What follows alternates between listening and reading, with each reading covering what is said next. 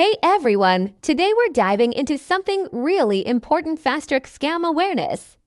You know, it's so crucial to stay vigilant about those unsolicited messages popping up on our phones. So, let's break this down and talk about how we can protect ourselves from these scams.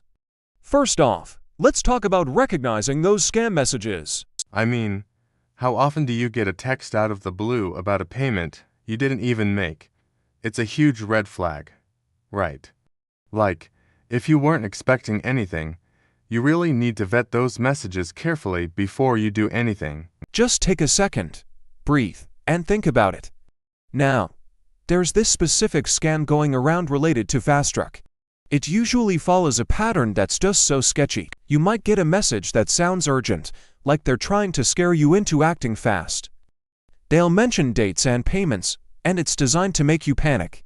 Seriously, don't let that urgency get to you. Take a step back. So, what should you do if you get one of these messages? First, check if you even have a FasTrak account. If you don't, that's a huge clue that it's a scam. And whatever you do, don't click on any links in those texts. Just go straight to the official FasTrak website. It's safer that way.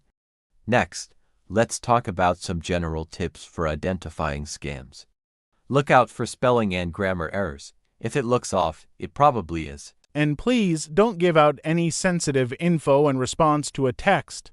Just don't do it. Understanding phishing scams is key here. They're trying to trick you into giving them your personal information, and they can be really sneaky about it. Alright, let's take a moment to understand what FasTrak actually is. It's this electronic toll collection system in California that makes traveling way easier. It's similar to systems like Easy Pass in other states, but you gotta know how it works to avoid getting caught up in scams.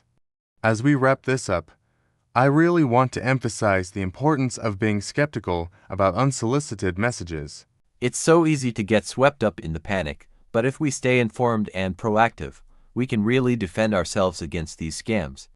So, if you learned something today, please like, subscribe, and drop a comment. I'd love to hear your thoughts on this. It's frustrating, and honestly, it can be a bit scary to think about these scams. But you know what? Each time we face these challenges, we get a little stronger and a little wiser. And hey, let's take a moment to be grateful for the information we have and the community we can share it with. It's a tough world out there, but together, we can navigate it better. Thanks for tuning in, and stay safe out there.